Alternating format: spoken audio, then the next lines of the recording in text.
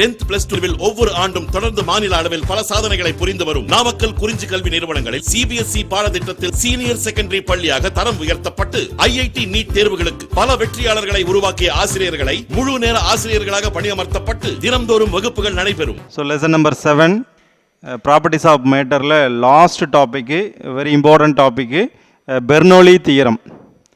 So Bernoulli theoremல நம்ம use பண்ணக்கூடிய 3 forms of energy பத்தி முன்னாடி இருக்கக்கூடிய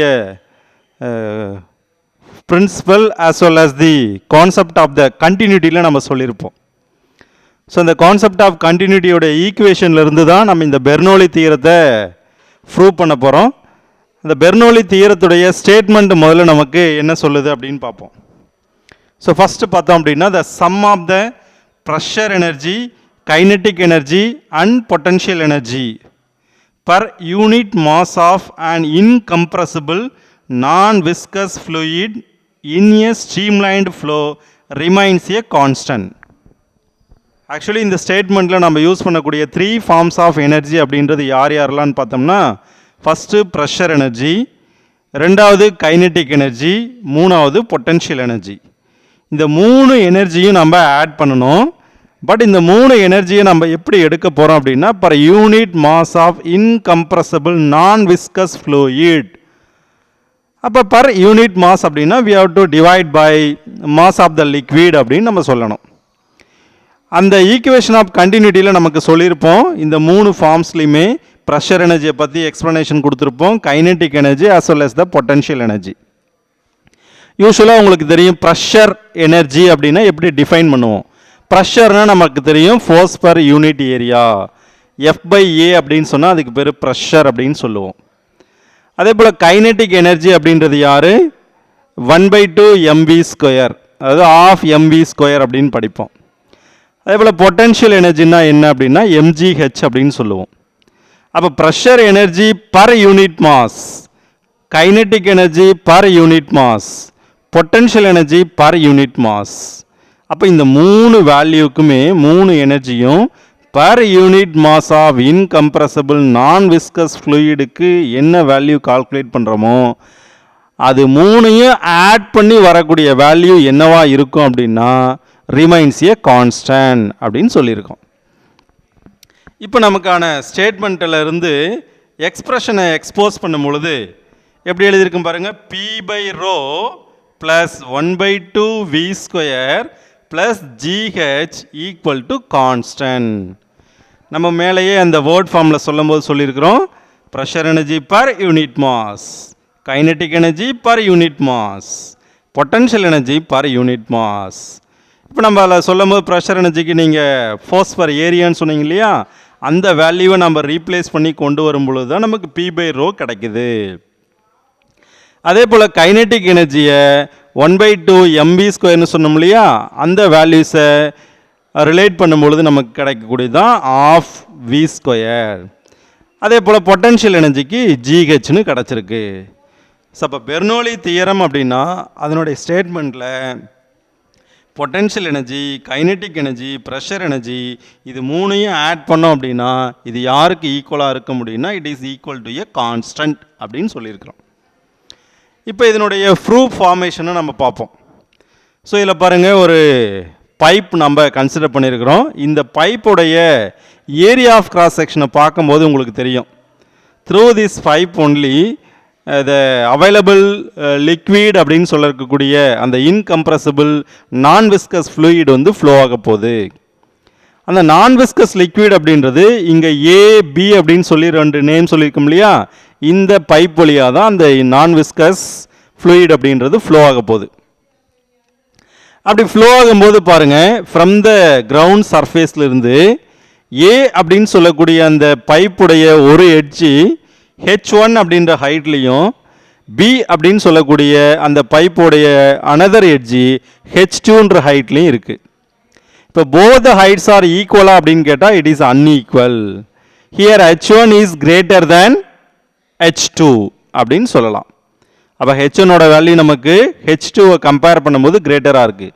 ஏன்னா ஃப்ரம் த கிரவுண்ட் சர்ஃபேஸ்லேருந்து H1ஓட வேல்யூ அதிகமாக தெரியுது, H2ஓட வேல்யூ கம்மியாக தெரியுது. அதே போல் அதனுடைய ஓப்பனிங் ஆஃப் த பைப்பு பாருங்கள். அந்த ஓப்பனிங் ஆஃப் த பைப் அப்படின்றது A1 அப்படின்னு சொல்லக்கூடிய ஏரியா ஆஃப் கிராஸ் செக்ஷனாக மென்ஷன் பண்ணியிருக்கிறோம். அதே போல் க்ளோசிங் ஆஃப் த பைப் அப்படின்றது A2 அப்படின்னு சொல்லக்கூடிய ஏரியா ஆஃப் கிராஸ் செக்ஷனாக மென்ஷன் பண்ணியிருக்கிறோம். ஆக்சுவலி ரெண்டுமே ஓப்பனிங் தான். ஒரு வழியாக உள்ளே வந்தது அப்படின்னா இன்னொரு வழியாக வெளியில் மூவ் ஆகுது. அப்போ இந்த ஏரியா ஆஃப் கிராஸ் செக்ஷன் அப்படின்னு சொல்லக்கூடிய A1 A2 போத் ஆர் ஈக்குவலான்னு கேட்டால் அதுவும் ஈக்குவல் இல்லை. அப்போ A1 இஸ் கிரேட்டர் தென் A2ன்னு சொல்லலாமா? அப்போ A1 is greater than A2 அப்படின்னா இந்த ஏரியா ஆஃப் கிராஸ் செக்ஷன் அப்படின்னு சொல்லக்கூடிய வேல்யூவு சைடு ஏவுக்கு அதிகமாக இருக்குது, சைடு பிக்கு கம்மியாக இருக்குது. நம்ம யூஸ்வலாக வந்து அது வழியாக நமக்கு ஃப்ளூயிட் அப்படின்னு சொல்லக்கூடிய லிக்விட் நம்ம ஃப்ளோ பண்ணும் பொழுது, அதாவது ஸ்பேசியஸ் அதிகமாக இருந்தது அப்படின்னா அவங்களுடைய ஸ்பீடு வந்து நமக்கு கம்மியாக இருக்கும். அதே போல் ஸ்பேஸ் கம்மியாக இருந்தது அப்படின்னா அவங்களுடைய ஸ்பீடு வந்து அதிகமாக இருக்கும். ஏன்னா depending upon the area of cross section only the speed of the fluid, the speed of the liquid will be changing அப்படின்னு சொல்லியிருக்கிறோம். அப்போ இந்த இடத்துல நம்மளை கன்சிடர் பண்ணணுன்னா என்ன சொல்லலாம்னா H1 is greater than H2 as well as A1 is greater than A2. But இந்த A1 இருக்கிற இடத்துல V1ன்ற வெலாசிட்டியை நம்ம எடுத்தோம்னா V1 is lesser than V2 தான் இருக்க முடியும். ஏன்னா நேரோ பைப் அப்படின்னு சொல்லக்கூடியது இந்த பாத், அதாவது ஸ்மால் கேப் இருக்குது. இந்த ஸ்மால் கேப் வழியாக ஃப்ளூயிடு ஃப்ளோ ஆகும்போது கொஞ்சம் ஸ்பீடாக ஃப்ளோ ஆகும். பட் லார்ஜ் கேப் அப்படின்னு சொல்லும்போது கொஞ்சம் ஸ்லோவாக தான் ஃப்ளோ ஆகும். அப்போ ஏரியா ஆஃப் கிராஸ் செக்ஷன் எங்கே அதிகமாக இருக்கோ அங்கே ஸ்பீடு கம்மியாக இருக்கும். ஏரியா ஆஃப் கிராஸ் செக்ஷன் எங்கே கம்மியாக இருக்கோ அங்கே ஸ்பீடு அதிகமாக இருக்கும் அப்படின்னு சொல்லுவோம். இப்போ இந்த டயக்ராமட்டிக் ரெப்ரசன்டேஷன்லேருந்து நம்ம பெர்னோலி தியரமில் நமக்கு தேவையான pressure energy, kinetic energy, potential energy இது மூணையும் தனித்தனியாக கால்குலேட் பண்ணி மூணையும் ஆட் பண்ணோம் அப்படின்னா அந்த வேல்யூ நமக்கு கான்ஸ்டண்ட்டாக இருக்கா அப்படின்றத பார்க்குறோம். ஸோ இதில் தியரட்டிக்கல் பார்ட்டில் நம்ம சொல்லும் போது ஃபஸ்ட் பாருங்கள், ஏபி அப்படின்றத நம்ம என்னென்னு சொல்லியிருக்கோம். It is a pipe, it is named as AB. V capital letter V use பண்ணோம் அப்படின்னா அது வந்து வால்யூம் ஆஃப் லிக்விட் அப்படின்னு நம்ம எடுத்துக்கலாம். ஃப்ளூயிடு லிக்விடுன்னு சொல்லிக்கலாம். அண்டு ஸ்மால் ஏ, அதாவது இதெல்லாம் வந்து சைடு ஏவுக்காக நம்ம மென்ஷன் பண்ணியிருக்கக்கூடிய வேல்யூ. அதே போல் சைட் பிக்கும் நம்ம சொல்லித்தான் ஆகணும். அப்போ ஏஏ அப்படின்றது யாருன்னா area of cross section of the side A. VA is the velocity of the liquid at the side of A. PA is the pressure exerted by the liquid at the side of A. Correspondingly whereas இதே போல் பிக்கு நம்ம சொல்லணும் இல்லையா? அப்போ ஏ சஃபிக்ஸில் B use பண்ணுங்க. அப்படின்னா என்ன அர்த்தம்? Area of cross section of the side B. And V சஃபிக்ஸில் பி யூஸ் பண்ணுங்க. அப்போ velocity of the liquid at the side of B.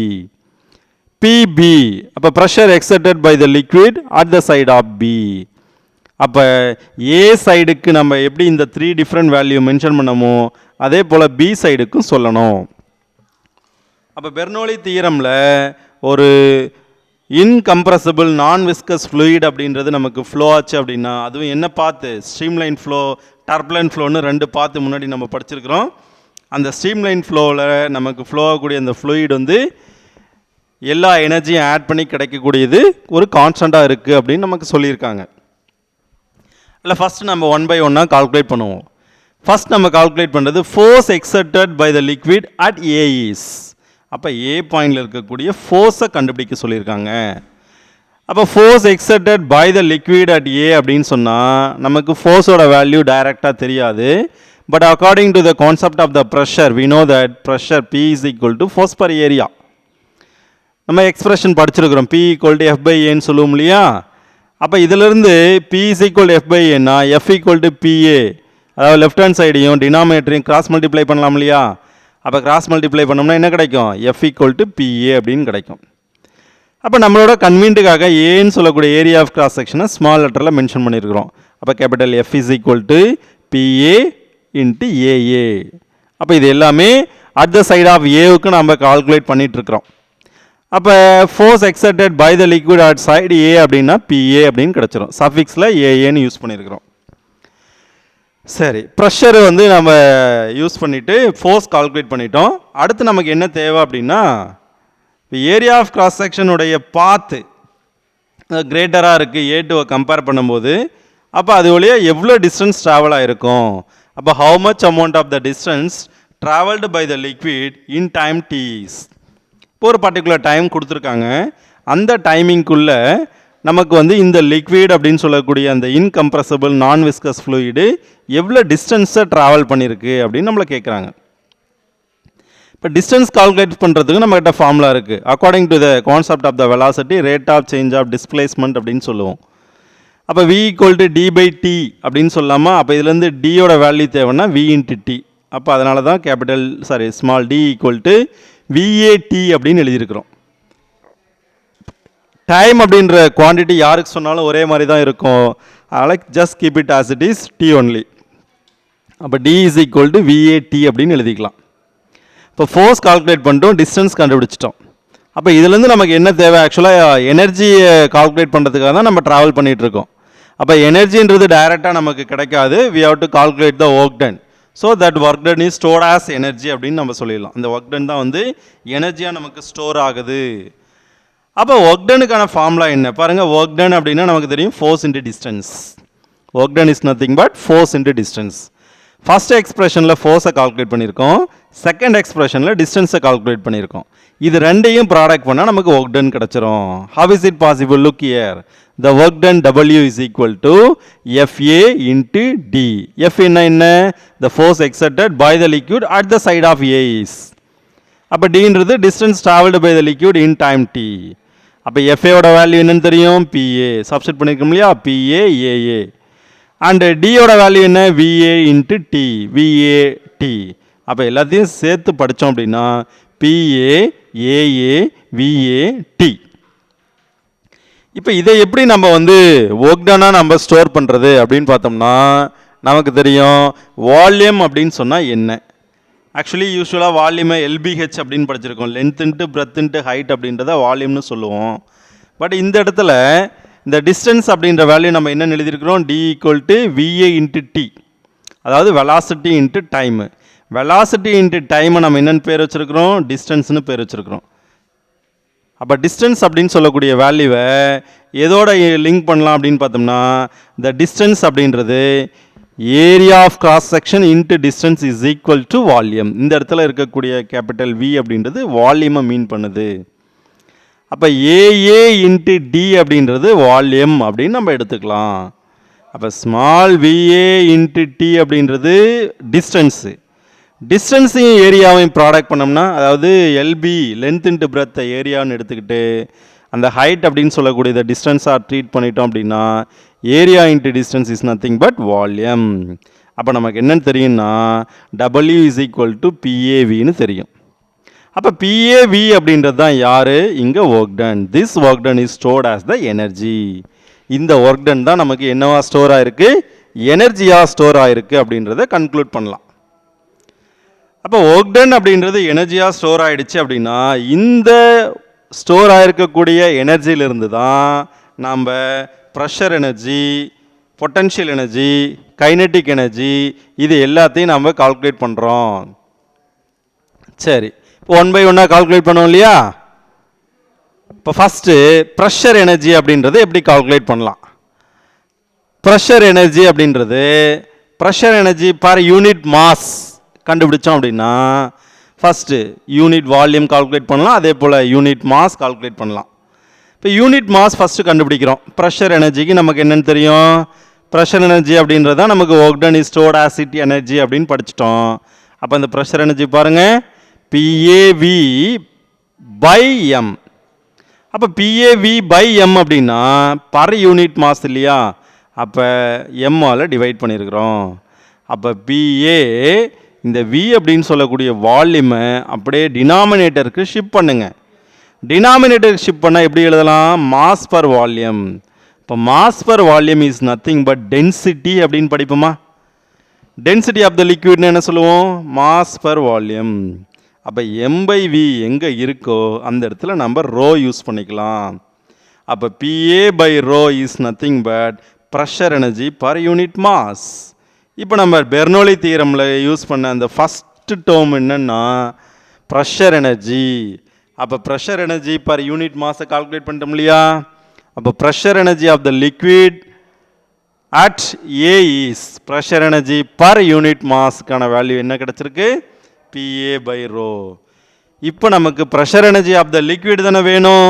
பாருங்க, pressure energy of the liquid at the side of A is. Pressure energy எப்படி எழுதியிருக்கோம்? EB அப்படின்னா pressure energy அப்படின்னு படிக்கணும். பின்னு போட்டிங்கன்னா அது பொட்டன்ஷியல் எனர்ஜி ஆகிடும். அதனால் இபின்னு படிச்சுக்கோங்க. Pressure energy at the side of A என்ன கிடச்சது?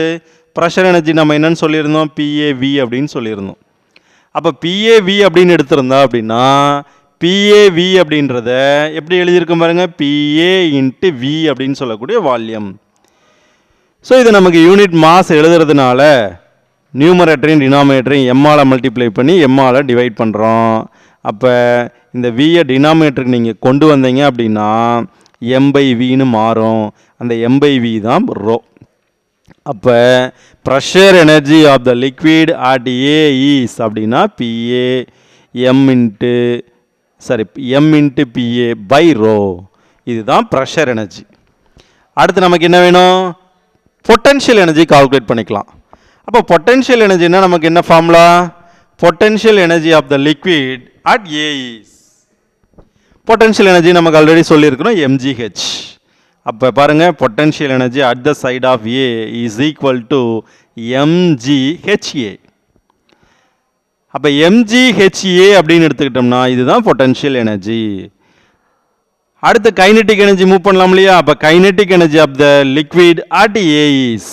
Kinetic energy of the liquid kinetic energy equal to 1/2 mv square at the side of ஏன்னு சொல்கிறதுனால VA ஸ்கொயர். இப்போ ப்ரெஷர் எனர்ஜி கால்குலேட் பண்ணிட்டோம், பொட்டன்ஷியல் எனர்ஜியும் கண்டுபிடிச்சிருக்கிறோம், அதே போல் கைனெட்டிக் எனர்ஜியும் கண்டுபிடிச்சிட்டோம். அப்போ 3 எனர்ஜியும் ஆட் பண்ணிட்டோம் அப்படின்னா அதுதான் total energy at the side of A. இப்போ what is the total energy at the side of A? EA is equal to EPA plus KEA plus PEA. That means potential energy at the side of A plus kinetic energy at the side of A. Again, first one is the pressure energy at the side of A. Second one is the kinetic energy at the side of A. Third one is the potential energy at the side of A. இப்போ 3 value நம்ம already calculate பண்ணதுனால அதை கொண்டு வந்து இங்கே substitute பண்ணலாம் இல்லையா? Substitute பண்ணோம்னா ஃபஸ்ட்டு ப்ரெஷர் எனர்ஜி பாருங்கள், m into PA by rho plus 1/2 kinetic energy m into VA square plus potential energy mgha. அப்போ இதுதான் total energy at the side of A. இப்போ எப்படி நம்ம total energy at the side of A calculate பண்ணியிருக்கிறோமோ அதே போல் total energy at the side of பியும் calculate பண்ணணும். பாருங்க, similarly total energy at the side of B is என்ன கிடைக்கும்? EB is equal to potential energy at the side of B plus kinetic energy at the side of B as well as the pressure energy. So again நான் மாற்றி சொல்கிறேன்னு நினைக்கிறேன். First one is the pressure energy at the side of B, second one is the kinetic energy at the side of B, and third one is the potential energy at the side of B. இந்த potential எனர்ஜியும் pressure எனர்ஜியும் just interchange பண்ணி எழுதுகிற மாதிரி உங்களுக்கு feel இருந்ததுன்னா அதை வந்து அப்சர்வ் பண்ணி கரெக்டாக எழுதிக்கலாம். அப்போ m into PB by rho plus 1/2 m into VB square plus mgHB. இப்போ நமக்கு என்ன தெரியும்? Total energy at the side of A என்னன்னு கண்டுபிடிச்சிட்டோம், total energy at the side of B என்னன்னு கண்டுபிடிச்சிட்டோம். ஸோ இந்த 2 எனர்ஜியும் நம்ம ரிலேட் பண்ணோம் அப்படின்னா from the law of conservation of energy நமக்கு தெரியும். Law of conservation of energy அப்படின்னால என்ன சொல்லுவோம்? The energy can be energy can neither be created nor be destroyed but we able to transfer one form into another form. அப்போ இந்த இடத்துல நமக்கு ஏ சைடில் இருக்கக்கூடிய எனர்ஜி அப்படியே பி சைடோட எனர்ஜியாக கன்வெர்ட் ஆகிருக்க தவிர எந்த ஒரு கிரியேஷனும் நடக்கலை, எந்த ஒரு டெஸ்ட்ராயும் நடக்கலை. So according to the law of conservation of energy total energy at the side of A is equal to total energy at the side of B. அப்போ 2 பேரோட வேல்யூயும் கொண்டு போய் சப்ஸ்டியூட் பண்ணலாம் இல்லையா? லெஃப்ட் ஹேண்ட் சைடில் இருக்கக்கூடியதெல்லாம் ஏ சைடோடது, ரைட் ஹேண்ட் சைடில் இருக்கக்கூடியதெல்லாம் B சைடோடது. திரும்பவும் அதே டேர்ம் நம்ம ரிப்பீட் பண்ண வேண்டிய அவசியம் இல்லை. m into PA by rho plus 1/2 m into VA square plus mgHA equal to m into PB by rho plus 1/2 m into VB square plus mgHB. இல்லை லெஃப்ட்லேயும் ரைட்லேயும் இருக்கக்கூடிய காமன் டேர்மை நெக்லெக்ட் பண்ணலாம் இல்லையா? வைல் நெக்லெக்டிங் எல்லாத்துலேயுமே பாருங்கள் எம் அப்படின்னு சொல்லக்கூடிய mass வந்து காமன் டேர்மாக இருக்குது. So the M term can be neglected. அந்த மாஸ் டேர்மை நம்ம நெக்லெக்ட் பண்ணிட்டோம் அப்படின்னா அது எப்படி நமக்கு மாறுது பாருங்கள். PA by rho plus 1 by 2 VA square plus G into HA equal to PB by rho plus 1 by 2 VB square plus GHB. அப்போ ரெண்டு பக்கமும் ஈக்குவலாக இருக்கிறதுனால it is actually equal to a constant. இது கண்டிப்பாக யாருக்கு ஈக்குவலாக இருக்கும்? கான்ஸ்டன்ட்டுக்கு ஈக்குவலாக இருக்குது அப்படின்றத நம்ம சொல்லலாம். as well as இதில் இருக்கக்கூடிய இந்த ஆக்சலரேஷன் டியூ டு கிராவிட்டி அப்படின்னு சொல்லக்கூடிய ஜி டேர்ம் இருக்கு இல்லையா? அந்த டேர்மை நம்ம மேபி நெக்லெக்ட் பண்ண ட்ரை பண்ணுறோம் அப்படின்னா அந்த நெக்லெக்ட் பண்ணக்கூடிய term that means we have to take out side அப்படின்னு நம்ம சொல்ல வரோம். எப்படி இதை நம்ம வெளியில் எடுக்கிறோம் அப்படின்னா we have to divide by G on both sides of the equation. அப்போ divide by G on both sides of the equation. அப்போ ஜியால் நம்ம டிவைட் பண்ணுறோம் அப்படின்னா எப்படி எழுதுவீங்க? P by rho G plus 1 by 2 V square by G plus H equal to constant. இது எப்படி லெஃப்ட்லேயும் ரைட்லேயும், அதாவது first term equal to third டேர்ம்னா second term equal to third term தான். அப்போ ஃபஸ்ட்டுக்கும் லாஸ்ட்டுக்கும் ஈக்குவேட் பண்ணோம் அப்படின்னா தட் மீன்ஸ் ஜென்ரல் டேர்மா P by rho G plus 1 by 2 V square by G plus H equal to கான்ஸ்டண்ட்டாக கிடச்சிரும். இதுதான் actually the statement of the Bernoulli theorem அப்படின்னு கன்க்ளூட் பண்ணலாம். சப்போஸ் நம்ம எடுத்திருக்கக்கூடிய அந்த பைப்பு, அந்த இன்கம்ப்ரஸபிள் நான் விஸ்கஸ் ஃப்ளூயிடு ஃப்ளோ ஆகிறதுக்காக நம்ம யூஸ் பண்ண முடியா? அந்த பைப் அப்படின்றது இந்த இடத்துல ஃப்ரம் த கிரவுண்ட் சர்ஃபேஸ்லேருந்து H1 அண்ட் H2ன்னு சொல்லக்கூடிய ஹைட்டில் பிளேஸ் ஆகிருக்கு. ஒருவேளை நம்ம எடுக்கக்கூடிய பைப்பு ஒரு ஹரிசாண்டல் பைப்பாக இருந்தால் என்ன நடக்கும்? So the liquid flows through a horizontal pipe means the H1 is equal to H2 is equal to H. அப்போ ஹெச்சோட டேர்ம் அந்த இடத்துல என்னவா மாறும்? There is no value from the surface. ஏன்னா it is merging along with the surface. இப்போ ஒரு table மேலே அந்த பைப்பை நம்ம பிளேஸ் பண்ணுறோம் அப்படின்னா டேபிள்லேருந்து பைப் எவ்வளோ ஹைட்டில் இருக்குது? There is no height at all. அப்போ ஹெச்சோட வேல்யூ என்னவாக இருக்கும்? 0. அப்போ ஹெச்சோட வேல்யூ இந்த இடத்துல 0ன்னா ஹைட்டோட வேல்யூவே 0 அப்படின்னு அர்த்தம்.